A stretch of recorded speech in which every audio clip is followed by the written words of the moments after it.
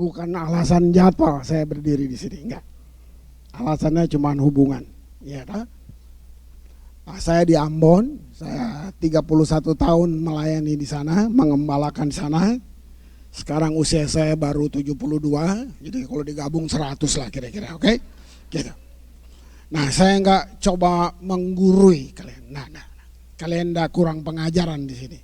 Tapi saya berbagi, ya, saya berbagi. Kira-kira bulan Oktober saya duduk. Saya masih ikut satu pedalaman Alkitab lah, saya masih ikut gitu. Lalu kata ini muncul, dekade yang menentukan, gitu. Apa sih gitu? Nah, nggak seketika lah, tentu nanti pimpong, ketemu hamba Tuhan, ketemu siapa aja gitu. Saya coba recheck gitu, menurut kamu apa? Sampai akhirnya saya compare dengan media, berita dunia semuanya. Oh ya, nah, saya coba mulai dari sini. Ini yang triggernya di sini. Saya teringat, saya lupa berapa kali saya pernah pimpin tour ke Israel, saya udah lupa. Lebih dari 10 kali jelas gitu. Satu kali saya ada di area di mana Yesus diadili, ya. Di situ ya saya yang pimpin, ya kita berbagilah bagaimana mereka teriak salibkan dia, salib. Waktu itu saya terus berpikir gini, seandainya saya hidup di zaman itu, saya ikut teriak gitu, salibkan dia. Terus saya diam gitu. Nah, firman ini masuk di saya. Tahu nggak? Firmannya bilang gini, kayak Yerusalem itu kayak kesedihan, kayak tangisan. Hari ini juga kerajaan ini diambil daripadamu dan serahkan kepada bangsa-bangsa yang tidak mengenal Allah. Waktu itu ya taunya segitu. Tapi kalau saya duduk, kita mulai research, saudara, tahu gak terjadi? Bangsa ini pernah hilang dalam peta dunia. Gak ada Israel. Pernah tersebar di mana-mana. Kamu lihat gak?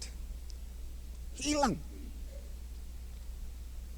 Lalu ini Yesus yang bilang, apabila kamu lihat pohon ara mulai bertunas, itu tandanya. Terus ada kalimat ini, angkatan ini tidak akan berlalu. Enggak ada tentang lain kalau udah bicara pohon ara, cuma tentang bangsa yang berontak, bangsa yang hilang ini. Nah, sudah, saya ungkapkan satu sejarah aja. Tiba-tiba saudara lihat tahun 48 muncul Israel merdeka. Ajaib kan? Dari enggak ada tiba-tiba ada. Gimana? Nah, saya coba antar sejarah dulu ya tentang bangsa ini. Nah, jadi apa sih dekade menentukan itu? Sekarang hal kecil apapun Israel akan menjadi tanda bagi kita gereja. Dia menjadi tanda.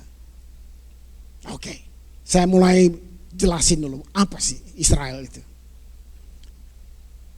Bangsa yang Tuhan bikin. Saya nggak tahu kita siapa yang bikin, tapi Israel satu bangsa yang Tuhan bikin. Abraham bukan Israel. Abraham dari tanah Ur. Israel lahir dari Abraham. Tuhan berjanji. Ya, Abrahamic covenant, Tuhan buat perjanjian. Nah, Kejadian 12 ini janji Tuhan buat bangsa ini. Aku akan, ayat 2 ya, aku akan membuat engkau menjadi bangsa yang besar. Tuhan janji. Saya nggak tahu Amerika, Eropa, Tuhan janji, gua nggak tahu. Tapi di ayat ini Tuhan janji, aku akan buat engkau menjadi bangsa yang besar, memberkati engkau serta membuat namamu masyhur. Engkau akan menjadi berkat. Itu janji Tuhan. Lihat dalam perjalanan sejarah bangsa ini punya perjanjian dengan Tuhan kayak serius gitu. Ini perjanjiannya nggak ada kadaluarsa, enggak. Ayat yang ke-7 Kejadian 17. Aku akan mengadakan perjanjian antara aku dan engkau serta keturunanmu, turun temurun, menjadi perjanjian dan kekal, supaya aku menjadi Allahmu dan Allah keturunanmu. Itu isi hati dia yang dia berikan kepada satu bangsa yang berontak, yang menolak dia. Tapi lihat lagi, ini semua yang saya buka hanya sejarah aja. Di dunia ini, bangsa ini sudah begitu memberkati kita, melebihi bangsa manapun. Apa? Berkatnya apa? Yesus. Dari sana tuh, secara fisik ya, dari sana. Yesus sudah lahir di Ambon, enggak. Di Israel. Yang kedua, Alkitab. Itu berkat untuk dunia. Apalagi gereja mula-mula lahir di situ. Dunia diberkati. Benar. Apa yang Tuhan bilang benar banget. Nah, sekarang dalam konteks dekade menentukan ini, saya mau kalian sadar ini. Israel menjadi tanda prophetic, kayak stopwatch gitu. Itu kayak typing point. Satu titik pergolakan di mana hal kecil aja cukup signifikan untuk buat perubahan yang gak bisa dihentikan. Nah di sini kalau duduk dengar media, dengar berita, kalau yang gak tahu Alkitab ya biasa aja. Tapi kalau saudara mengerti Alkitab, saudara lihat, wow, benar-benar udah dekat nih, kira-kira gitu. Tapi gini, bukan untuk nakutin, salah. Itu bodoh banget kalau kita takut. Yang mau datang tuh Tuhan kita. Gak perlu takut. Tadi berapa? Setengah jam kamu praise and worship kira-kira? Coba, kira-kira kamu bikin apa tuh? Ritual agama gitu tiap minggu? Sadar gak tadi kita ngapain tuh setelah kira-kira 30 menit tadi? Mungkin sepanjang minggu kamu nangis, kamu mengeluh, berteriak, Tuhan mana, apa saja. Tapi tadi dalam setengah jam, kita memutuskan, mungkin persoalanmu belum berubah, tapi tadi setengah jam, apa yang kamu buat tadi dalam pujian penyembahan tadi? Kamu sedang mendeklarasi sifat-sifat Tuhan. Wow, gak main-main saudara penyembahan. Penyembahan dengan iman akan menjadi penyembahan berdaya cipta. Gitu. Buat saya lebih dari memberi. Jujur, saya mesti jujur. Saya nggak terganggu, tapi saya itu agak kelata sih. Kalau dibilang, mari kita beri yang terbaik, bohong. Kamu nggak pernah kasih yang terbaik. Yang terbaik kamu pakai. Kamu kasih sebagian. Perpuluhan itu sebagian. Bahkan yang doa nggak ngasih. Apa yang Tuhan minta dari kamu? Persembahkanlah hidupmu. Itu kalau mau bilang terbaik. The whole life, kasih hidupmu. Kalau kamu kasih hidupmu, lebih dari perpuluhan, dari apapun kamu bisa kasih. Itu. Isu Tuhan bukan di uang. Tuhan tidak butuh uang, kamu butuh uang. Pekerjaan Tuhan butuh uang. Yang Tuhan minta apa? Hidup kamu. Kasih hidupmu. Bagaimana kamu bilang Tuhan, pelihara aku. Kamu minta yang kamu gak kasih. Bagaimana Tuhan mau pelihara, kamu gak kasih hidup. Kita pikir kita arsitek hidup ini. Kita yang mau atur. Nah, jadi gini, ada banyak, ada distorsi. Ini yang saya bilang, religion spirit. Musuh Roh Kudus itu religion. To bind, dia belenggu kita. Ayo, dekade ini jadikan ini satu keputusan yang sengaja. Apa itu? Saya mau bertumbuh. Saya mau dewasa. Itu, jadikan itu. Begitu. Nah, Saya suka pakai ayat ini nih kalau khotob-khotob ulang tahun, padahal nggak ke situ sebenarnya. Ini nubuatan Musa untuk bangsanya. Ya. Mazmur 90 ayat 10 dibilang gini, masa hidup kami 70 dan jika kami kuat 80 tahun. Saya pakai ini buat padahal orang umurnya belum 70 kok udah khotbah seperti ini. Ngerti? Bisa salah, pendeta bisa salah. Bisa, siapa bilang? Tahu gak ini tentang Israel? Kalau kamu hitung merdeka tahun 48, kamu tambah 70, udah lewat. 48 tambah 70 itu 2018 sebenarnya. Berarti sekarang benar gak ini dekade menentukan? Tiba-tiba media kasih lihat perang terjadi. Wow. Satu kali di Harmagedon saya duduk pimpin, biasa bawa atur itu saya pimpin. Itu hijau sejauh mata memandang. Terus saya ingat ayatnya bilang, di sini akan terjadi perang besar, di mana darah manusia akan setinggi kekang kuda. Wow, perang kayak apa nih? Inilah saudara, ini Tuhan pernah hukum dunia ini lewat air bah, pernah. Habis. Nah, kita frame kita rusak, jadi kita sudah pikir Tuhan jahat. Kok gini ya? Nah itu, ada yang bilang cacat logika. Itu karena apa? Karena buminya bumi yang jatuh. Kita hidup di bumi yang jatuh. Kamu perlu tahu kayak apa dosa manusia. Bayangin, Tuhan sabar 400 tahun lebih. Manusia yang gak berubah. Kalau dibilang murtad wah itu gila. Itu zaman Nuh. Nuh khotbah 150 tahun gak ada yang bertobat. Saudara mau lihat dosa kayak gitu? Gak ada yang bertobat. Akhirnya kayak oke, habis. Sampai binatang lebih banyak dari manusia. Manusianya cuma keluarga Nuh. Jadi Nuh itu second Adam. Adam yang kedua. Sudah, begitu selesai, keren banget. Nuh bangun mesbah. Dia bilang, begitu sudah selesai, kapalnya kandas dan dia bangun mesbah. Apa mesbah? Mesbah itu definisinya, terjemahannya bilang gini, panggilan mendekat. Tahu gak Tuhan itu? Tuhan tuh romantis banget. Tuhan tuh, wow, dia sayang kita. Kita bukan ciptaan main-main, saudara. Manusia itu, wow, makhluk mulia, saudara mesti tahu itu. Adam gak diciptakan buat mati, saudara. No, iseng banget Tuhan.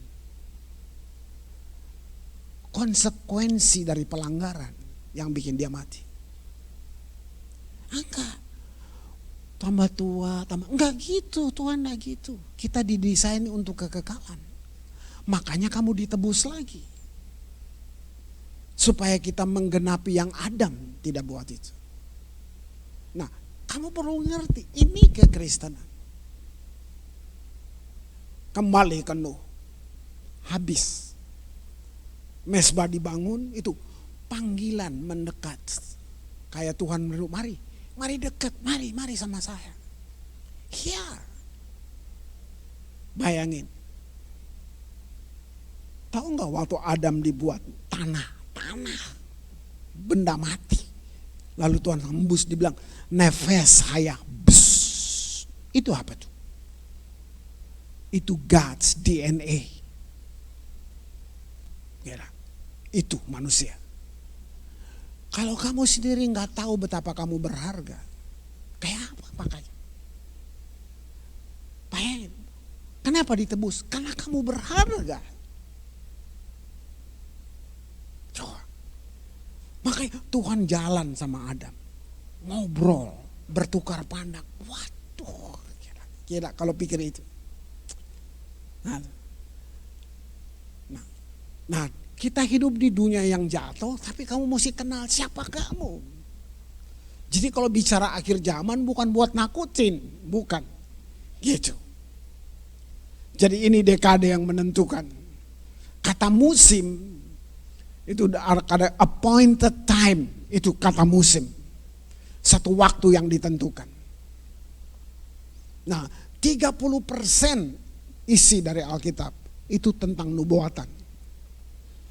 Mari saya kasih tahu. Semua nabi yang lu kagumin di Alkitab, mereka udah mati. Mereka bernubuat, tapi ada nubuatan yang mereka nggak lihat. Mereka mati. Tahu nggak?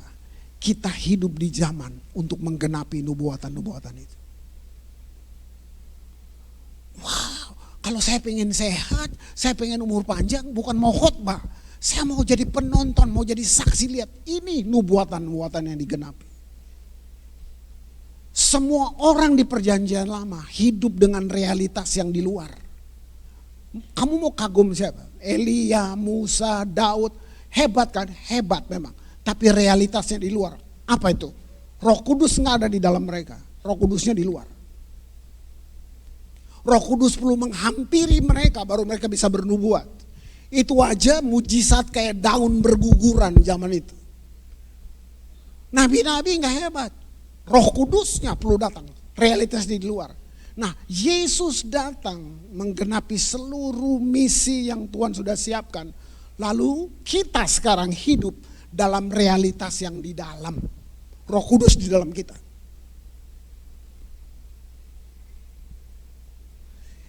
Tapi kita kayak cuma nyangkut aja. Kita nggak ngalamin. Ini. Kita terdistorsi. Teologi kita juga tambal sulam. Waktu saya mengerti ini, jadi perubahan besar. Teologi saya berubah tuh ya, konflik berdarah itu. Perubahan besarnya di situ. Semua sudah di kita. Kita nggak perlu minta.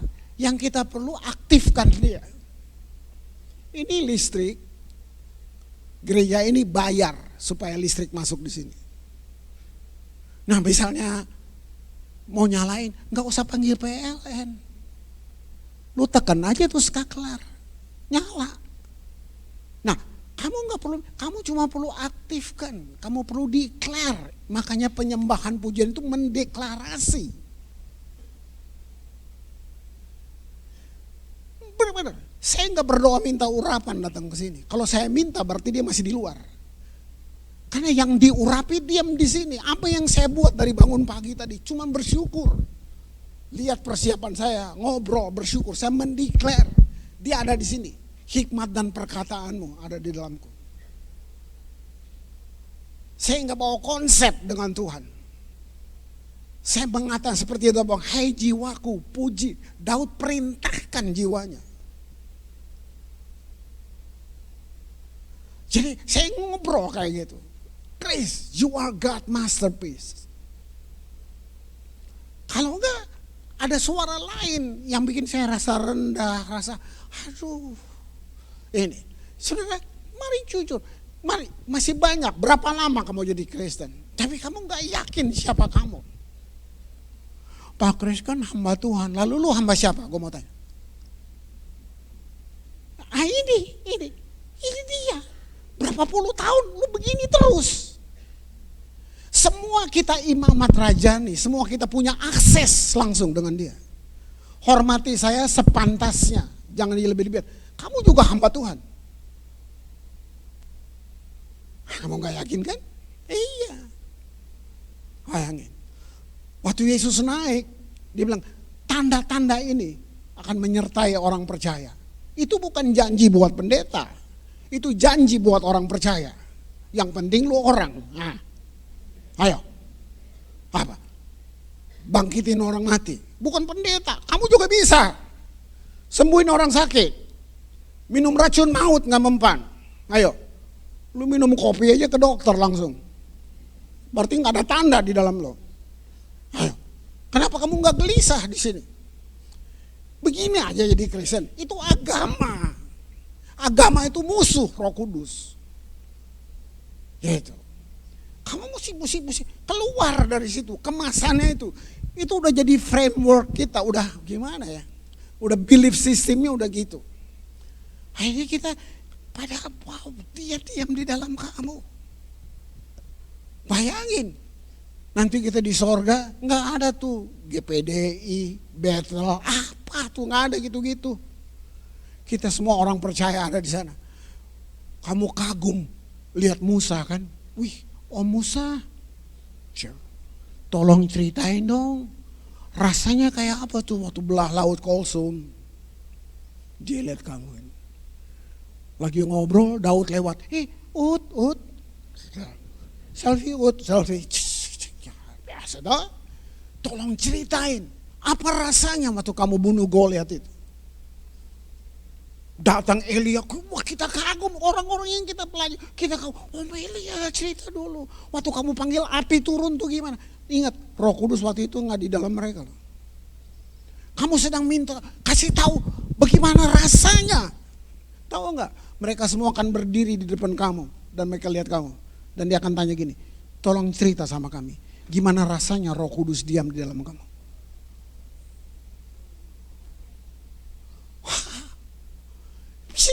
Coba. Ayo, ini dekade ini, mari kamu berubah. Baju-baju agamamu buang.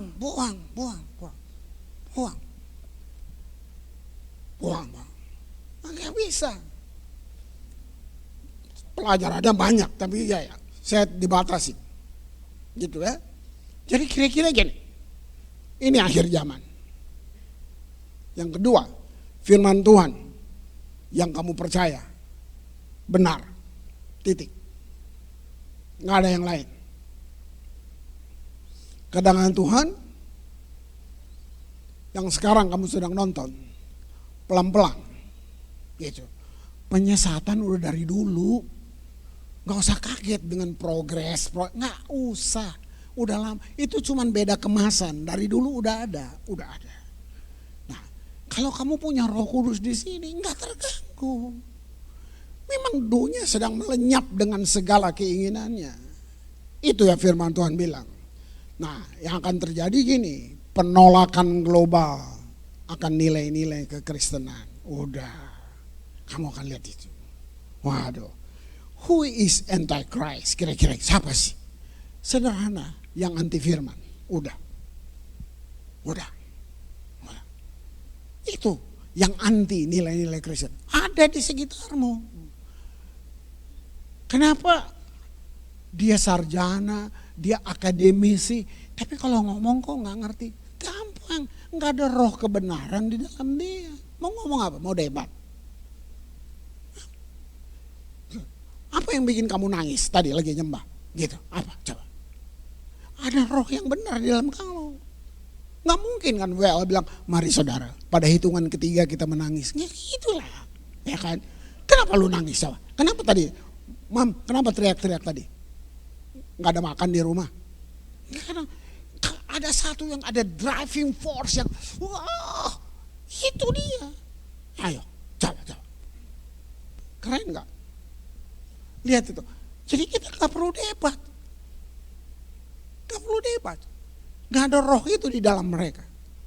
Nah, kita hidup di dunia yang kayak gini. Ini supaya saudara tahu. Nggak apa-apa, kalau nggak percaya nggak apa-apa. Saya mau bilang, menjelang Yesus datang, separuh gereja akan menjadi palsu. Itu Christian Progress apa tuh? Semua pakai ayat kan? Apa ya?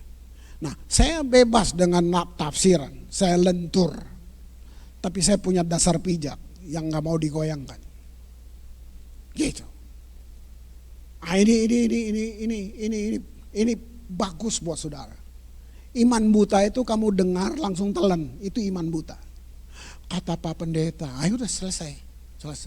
Mestinya lu bertanya, itu benar nggak Pak? Rambut putih itu dia ngomongnya benar nggak? Lu bilang gitu sama Tuhan, nggak apa-apa, itu nggak kurang aja. Tanya, karena sama Yesus yang sama ada di dalam kamu. nubuatan diuji. Diuji.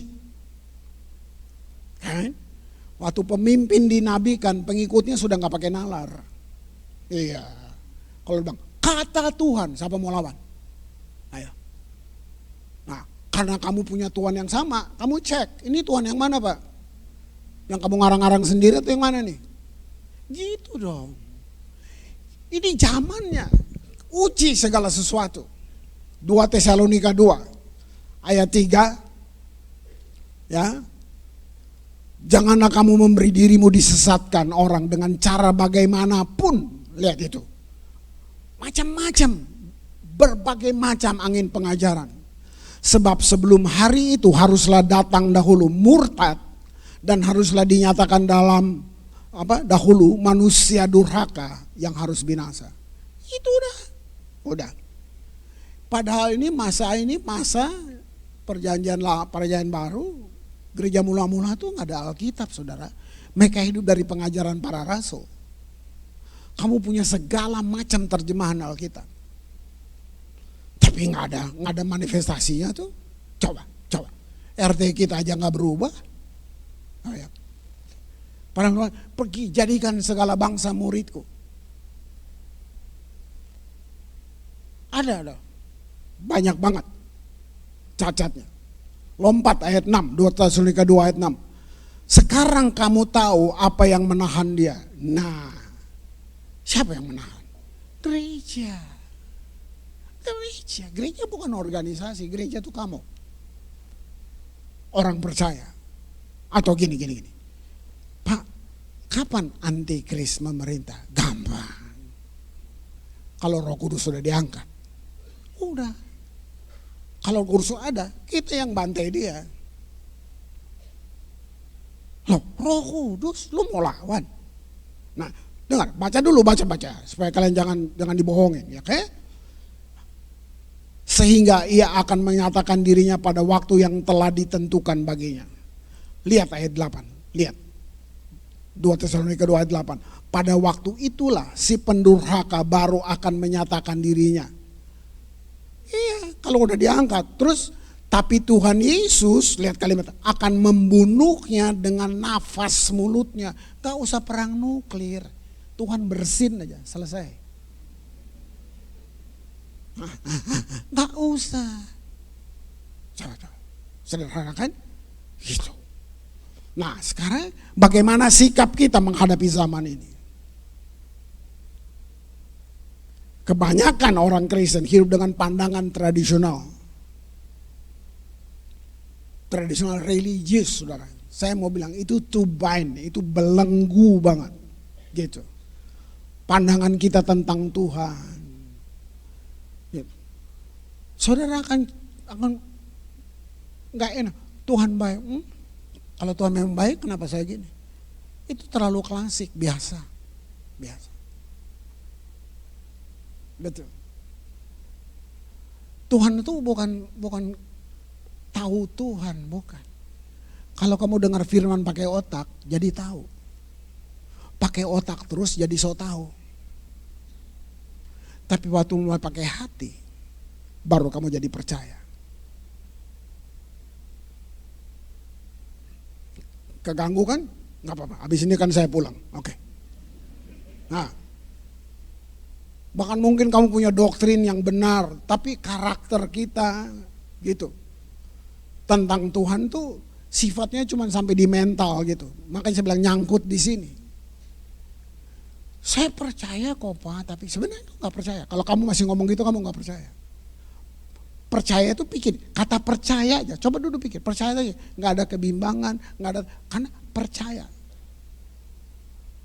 Berarti gini, waktu kamu dengar firmannya nggak dapat tempat di hati. Dia cuma nyangkut di sini. Tahu kan, tahu, percaya. Tapi yang siapa? Cemas, takut, gelisah. Dia yang ambil tempat di sini. Firmannya nyangkut di sini. Sederhana kok. Kayak gitu. Iblis nggak takut dengan sekolah, gelar-gelarmu, nggak takut. Saya motivasi saudara belajar. Kalau mau ikut sekolah teologi ikut, tapi jangan jadi pendeta, jangan. supaya jangan dibohongin pendeta, itu bagus. Belajar supaya tahu. Kenapa kamu ketipu? Karena bodoh. Udah nggak usah cari bahasa Ibraninya, nggak usah. Kenapa kamu bisa gitu? Karena kamu bodoh.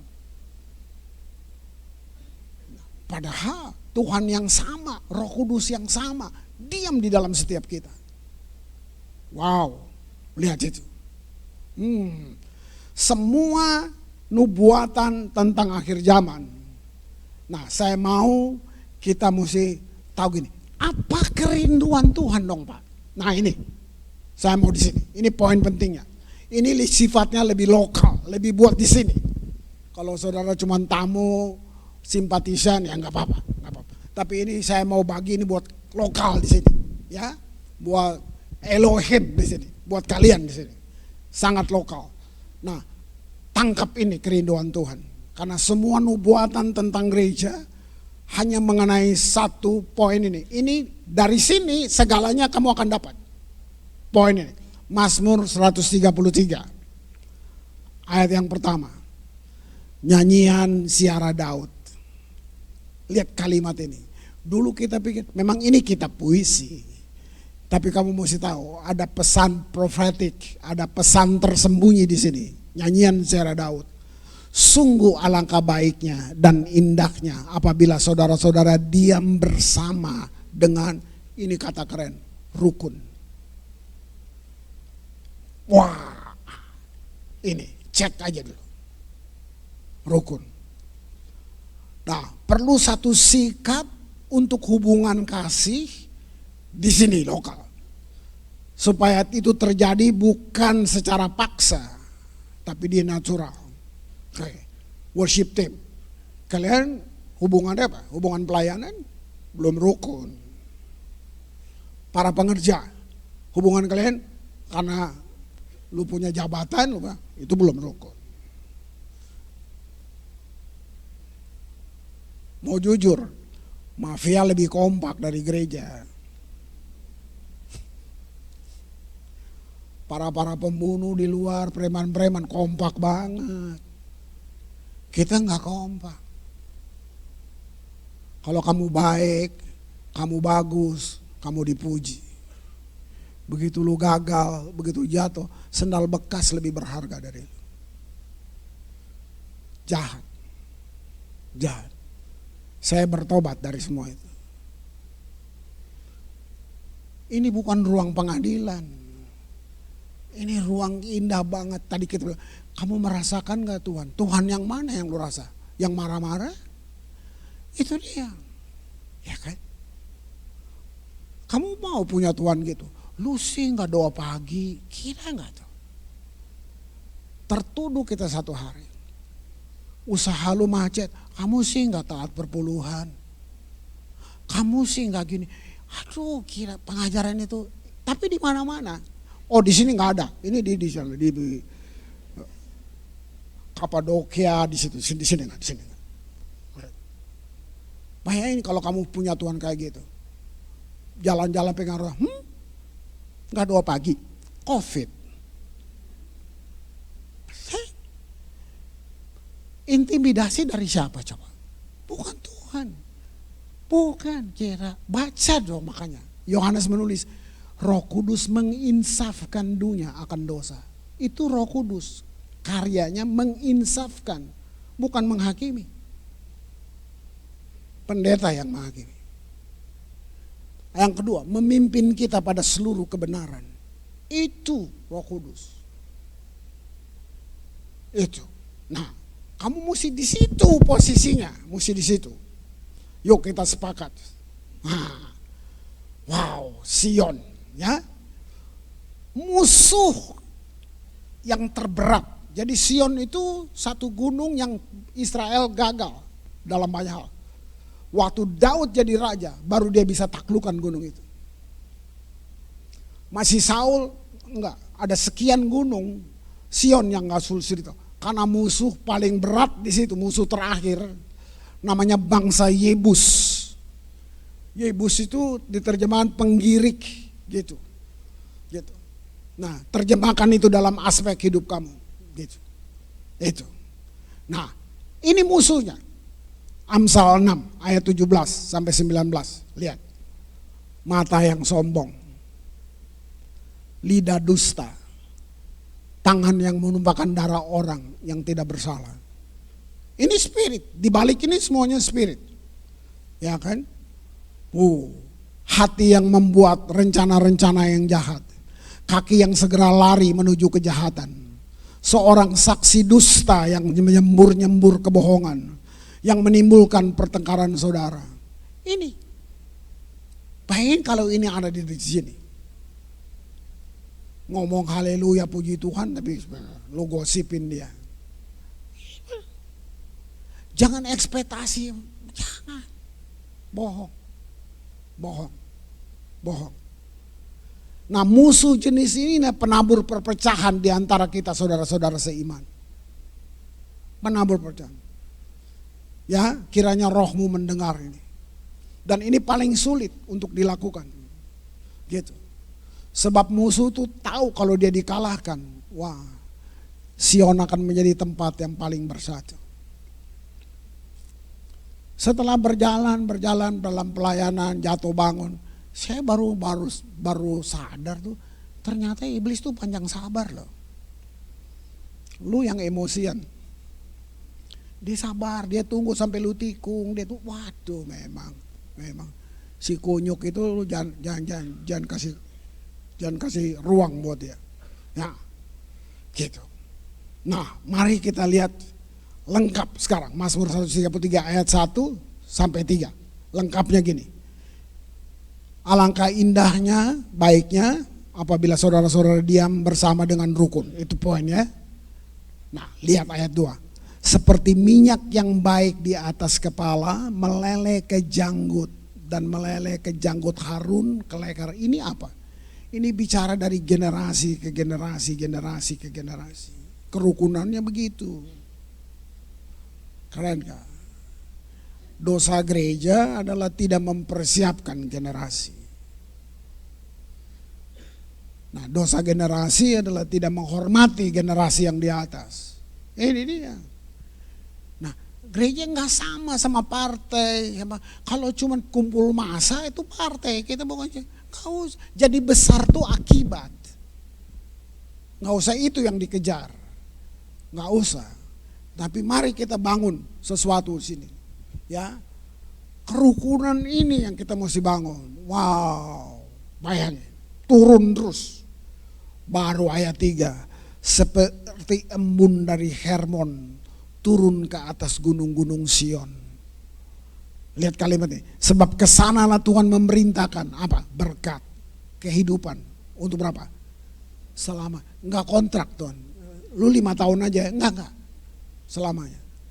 Nah, ini mengganggu saya. Ini kalau saya mundur 15 tahun lalu, kita lagi naik boat gitu, di sini Sion, di situ Hermon, utara selatan. Terus saya sama tour guide lokalnya, saya iseng-iseng ngobrol. Menurut kamu bisa nggak ada embun dari sini ke sini? Dia cuma ketawa. Nah, saya bilang di Alkitab, saya bilang begini, dia ketawa aja, dia bilang, ya itu Alkitab lo katanya gitu. Dia bilang itu. Jadi memang saya berpikir, mungkinkah itu salju abadi ya, bisa nggak embunnya terbang sampai ke Sion? Ya waktu itu saya keganggu aja. Lama-lama saya baca, lihat. Kamu lihat ayat ini bilang ini. Sebab kesanalah diperintahkan. Jadi gini, dia bisa terjadi kalau Tuhan perintahkan. Nah, waktu lu rukun, Tuhan perintahkan yang gak mungkin. Dia perintahkan buat kamu. Ayo. Lu mau apa? Mau bicara untuk apa? Untuk gedung, untuk segala macam. Pokoknya gak usah ngemis-ngemis. Kalau lu rukun. Tapi bukan diperintah ya. Bukan, itu mesti keputusan mereka. Rukun kita dramatik banget. Jangan kebaktiannya teatrikal, jangan. Dia mesti selalu jujur dari dalam. Kalau lu rukun, yang gak mungkin jadi mungkin. Diperintahkan. untuk kehidupanmu, untuk berapa lama? Selama-lamanya. Nah, di sini lihat Sion menjadi satu tempat yang transparan. Nggak ada topeng. Nggak ada topeng. Lihat teman, halo, padahal dalam hati benci. Nggak ada. Bisa nggak? Bisa. Siapa bilang? Bisa. Masa sih Roh Kudus ada di sini? Terus bisa. Keren nggak tuh? Wow. Dibilang apa sih? City of David. Aduh. Saya waktu ini mundur lagi. Yang waktu apa yang merubah saya tuh sampai saya terobsesi dengan penyembahan. Saya sampai pikir ini Daud sekolah di mana dia? Dia kuliah di mana sih? Dia punya Mazmur, ampun. Kamu, aduh, sampai saya bilang buat semua worship leader apa, aduh, lu dandan lu keren, tapi lu miskin perenungan. Tuhan baik, udah tahu. Di luar juga orang bilang Tuhan baik. Mari saudara kita, aduh, kamu miskin banget. Daud bisa bilang begini, biarlah perenunganku manis terdengar. Gila. Dari mana? Hidupnya di hutan sama kambing, domba. Saya lagi kira Daud, kalau lu baca semua mazmurnya, semua kata yang lu mau bilang buat Tuhan udah diambil sama Daud. Kemanakah aku bisa pergi menjauhi rohmu Tuhan? Gila. Kedunya orang mati pun kamu di sana. Kasarnya Tuhan tuh lihat Daud sampai bilang, Ut, gue mau marah nggak jadi deh Ut. Ya, kalau bahasa pergaulan ya, kayak bayangin Daud. Nih, saya baca buku Daud banyak banget. Sampai Daud nampi 70, gue baca bukunya gitu. Mari saya tanya, orang ini gagal sesering dia berdiri. Anak yang tidak memenuhi syarat dalam banyak hal. Lihat dong. Anak yang tertolak di rumahnya. Kamu lihat. Tapi ada 3 pribadi dalam Alkitab yang dapat sertifikat ini. Nah, ini istilah saya, bukan Alkitab. Saya bilang, dapat sertifikat. Berkenan kepada Allah. Gagal kayak gini. Dia gagal sesering dia berdiri. Coba. Bayangin. Kebanggaan setiap laki-laki Ibrani kalau dia bisa di tentara. Daud gak memenuhi syarat. Abang-abangnya hebat semua aja. Kalau katakan breakfast pagi, keluarga, abang-abangnya udah pakai baju militer. Daud bilang, gila gue kepengen tapi gak bisa. Abang-abangnya sombong semua kan. Urus kambing. Mereka pergi. Berapa kambingnya? Samuel tulis 2-3 ekor. Bukan 2000 ekor. Kalau 2000 tuh big business, pasti abangnya ngambil. 2-3 ekor. Kakak-kakaknya pergi ke markas besar angkatan bersenjata, Daud ke hutan bawa kambing, kecapi. Sampai di hutan main-main, singa datang mau makan, dibunuh tuh singa. Kalau gue jadi Daud, domba cuma 3, singa datang, nih lo ambil.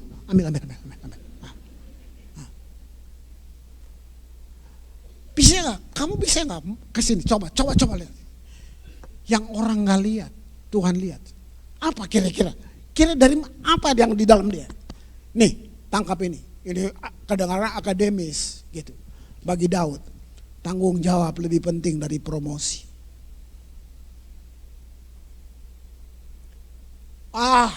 Kalau ini kita hidupi, gila, kita ubah dunia ini. Nah, yuk. Sekarang saya tutup dengan ini, minyaknya ini kita bongkar dulu. Tadi saya bilang ada 3 yang dapat itu. Daud, Yesus, you are my beloved son. Anak yang berkenan. Henok, 3 di Alkitab yang dapat sertifikat itu. Henok bikin apa? Henok gak bikin apa-apa. Dicatat di Alkitab gini, and Enoch walk with God. Cuman berjalan sama Tuhan, dapat sertifikat. Kamu gak bisa nyogok Tuhan dengan pelayanan. No. Lu gak pelayanan, Tuhan sayang lu, titik. Kamu pelayanan tuh kamu yang menyayangi dia. Saya bilang, kamu doa 2 jam Tuhan udah tambah sayang. Dia sudah sayang. Lalu, nah kalau kamu 2 jam kamu yang tambah sayang. Gitu dong. Sesat ya. Tenang, habis ini saya pulang. Oke, mari kita lihat ini komposisi minyak urapan ini, rempah-rempah ini di dalam. Yang satu, mur. Nah, apa tuh mur? Itu bicara tentang tidak mempertahankan hak. Dalam tim, dalam kerukunan, kalian punya sel grup, gembala-gembala, tidak mempertahankan. Oh, nggak sederhana minyak urapan. Nggak sederhana. Gitu. Mati atas keakuan. Teladan pendeta siapa? Yesus. Tapi malah Krismanus sama gagal. Nggak tahu pendeta yang lain. Apa? Yesus apa? And Jesus made himself nothing. Tas gua ada yang bawa. Parkirnya khusus. Jangan usik hamba yang diurapi. Sadap. Udah sembarangan kita main-main di situ. Ngeri banget gak? Lu lihat Yesus. I'm no reputation. Yesus kayak gitu. Menjadikan dirinya hamba. Gila. Aduh. Lihat itu. Yang kedua, kayu manis. Itu bilang kebijakan. Orang mesti lihat itu di kantor, di tempat lu kerja, apalagi kita pelayanan. Ini mesti ada, mesti kebijakan. Yang ketiga, tebu yang baik. Apa itu? Lemah lembut. Waduh. Lemah lembut bukan Putri Solo. Kalau lemah lembut ukuran Putri Solo, orang Ambon gak selamat. Udah gagal semua. Orang Batak, Manado, nggak ada yang selamat, nggak ada. Nah, senyum aja marah gimana? Nah itu. Bukan ukurannya bukan orang Jawa. Kalian terlalu lembut sampai usir setan aja lembut. Nah, ayo setan, dalam nama Yesus, ayo keluar. Lo kok malah maju? Bukan itu. Apa lemah lembut? Apa? Keren kata ini. Power under control. Kamu bisa balas. Kamu punya power untuk balas. Tapi kamu memilih. Kamu kontrol dia. Gila. Itu lemah lembut. Lu bisa marah dia. Tapi lu kontrol. Wah enggak sih. Itu lemah lembut. Itu. Pemimpin, apa semua? Bisa nggak sampai di situ? Waduh, tebu yang terbaik. Satu lagi, kayu teja. Nggak tahu nih, ada nggak di sini sih? Itu tentang apa? Humbleness, kerendahan hati. Di situ bilang ada unsur air mata. Weh, jangan menghina air mata orang yang menyembah. Oh, itu nggak jatuh di lantai. Dibilang, ditampung dalam kirbat Allah. Wih. Kita nangis bukan karena nggak ada beras, saudara. Sering kita nangis. Kalau saya, cuman karena merenung Tuhan, kamu baik ya. Saya masih melawan Tuhan. Saya berontak, kamu baik banget. That's worship. Wah, gila tuh Tuhan. Kalau kamu kenal dia di situ, itu buka kamu punya frekuensi. Kalau kamu lihat Tuhan sejauh itu wow. Gak usah disuruh gua nyembah. Gak usah Jadi ini yang saya bilang tadi, berdiri disuruh, duduk disuruh, tepuk tangan. Itu penyembahan nggak bisa disuruh, nggak boleh, itu cacat. I will worship, itu keputusan. Secara teologis itu nggak bisa, nggak boleh disuruh. Jadi gini, kamu bertumbuh secara usia kamu, tapi childish kamu secara spirit, nggak bisa. Terakhir minyak zaitun, nah baru damai sejahtera, itu kunci terakhir. Nah itu minyak urapan. Jadi sebenarnya gini, orang percaya diurapi, harusnya ini ada semua nih, harusnya ini ada semua. Nah sedikit lagi, Yesaya 25 ayat yang ke-7. Di atas gunung ini, apa tuh? Sion, Tabernacle of David tuh dibangun di situ. Di atas gunung ini Tuhan akan mengoyakkan kain perkabungan dan diselubungkan kepada segala suku bangsa. Lihat ini. Dan tudung yang ditudungkan kepada segala bangsa-bangsa. Artinya gini, kerukunan Sion itu akan merebut bangsa-bangsa. Kamu boleh lokal di Sidoarjo, tapi dampaknya global. Orang akan bilang, udah ke gereja itu belum? Kenapa? Keyboardnya baru. Enggak, biasa aja. Sound systemnya keren, biasa aja. Kenapa? Ada Tuhan. Sadar gak tuh? Keren gak? Udah ke gereja itu belum? Kamu mau cari karyawan, cari staff, cari pegawai, cari supir, cari pembantu. Ke situ, ke gereja itu. Keren gak tuh? Mau cari jodoh, ke gereja itu. Cuman satu jawab, ada Tuhan. Wah, gila gak tuh? Apa yang rukun? Mazmur 87. Sadap. Ya, ayat 2 sampai 7. Tuhan lebih mencintai pintu-pintu gerbang Sion daripada segala tempat kediaman Yakub. Jadi saya nggak ngomong Sion sebagai geografis, enggak. Sion ini bicara pemerintahan Allah. Cuman satu, kerukunan ada di situ. Lihat, hal-hal yang mulia dikatakan tentang engkau. Itu dia, ke gereja itu datang ke sana. Hal-hal yang mulia dikatakan tentang engkau. Ya kota Allah. Tahu kata Sela? Kalau dalam istilah musik, kalau saya pakai terminologinya musik tuh da capo. Sela tuh rest. Sela tuh kayak gue nyanyi, diam, ada progressive chord. Waduh, kalau banyak kita bisa. Nah lebih gini, Sela tuh dialog batin. Mazmur tuh hebat saudara. Musik di Alkitab nggak bercanda, hebat. Terusin ayat 4.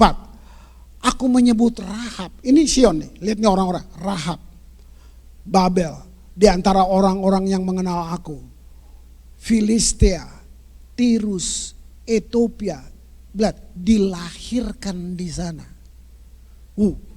Tapi tentang Sion dikatakan, lihat, seorang demi seorang dilahirkan di dalamnya. Berarti gimana? Ada penyaringan lalang dan gandum. Ada seleksi di sini, ya. Seorang demi seorang kayak dipilih gitu. Dan Dia yang Maha Tinggi menegakkannya. Tuhan menghitung pada waktu mencatat bangsa-bangsa. Ini dilahirkan di sana. Sela lagi, oke? Ayat 7. Orang menyanyi-nyanyi sambil menari-nari beramai-ramai. Segala mata airku ada di dalammu. Waduh. Wih. Wah, gila. Coba lihat, Filistia coba, daerah yang sering memberontak. Nah, saudara nanti riset sendiri.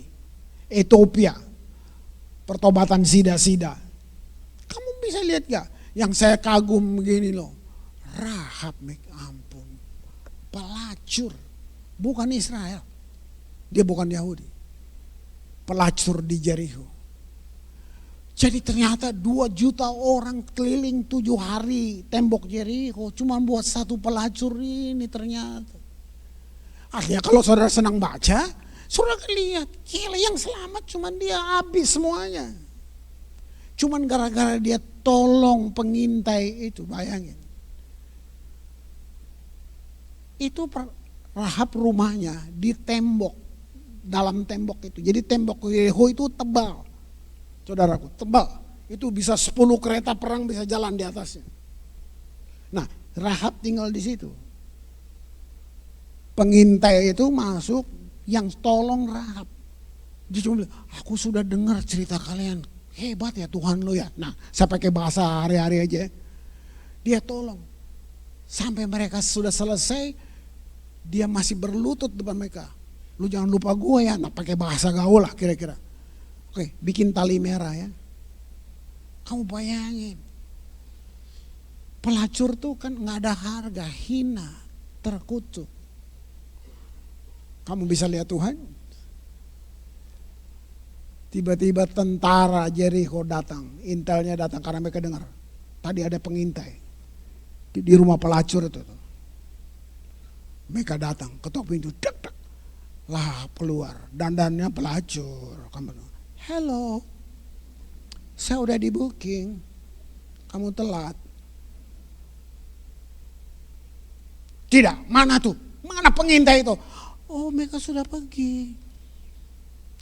Coba kamu kejar ke sana. Saja. Kira-kira. Kamu tahu? Lihat Rahab. Siapa dia? Bikin apa dia? Wah. Rahab kawin dengan Salmon. Aduh, kalau saya lihat baca cerita Tuhan. Penulis surat Ibrani masukin Rahab dalam daftar teladan orang beriman. Ibu dari Boas. Dari Boas lahir Daud. Dari situ Yesus. Jadi silsilah Yesus ada pelacur Rahab itu. Yesus gak malu tuh. Oh Tuhan, kabar baik buat kamu. Kamu mungkin sampah kata orang. Kamu anjing babi kata orang. Tuhan bilang enggak, lu anak gua.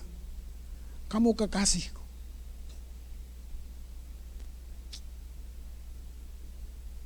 Mari Lid, saya minta tolong. Nah, aduh, saya tutup di sini. Mazmur 50 ayat yang kedua. Mazmur 50 ayat yang kedua. Lihat.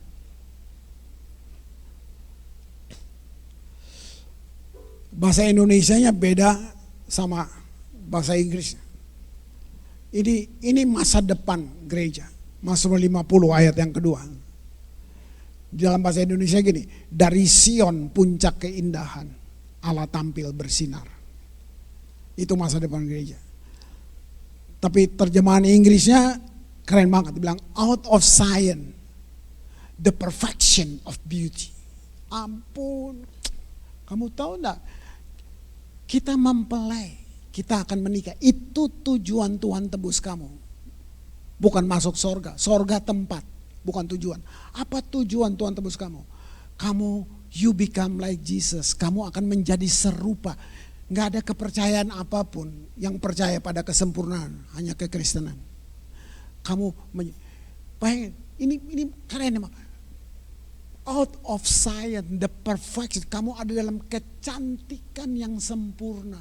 Wih, artinya gini, lu didandanin sama Tuhan.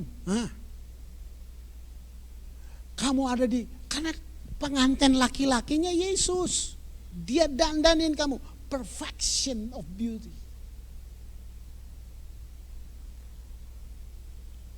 Ada yang masih hina kamu, dia gak punya hak.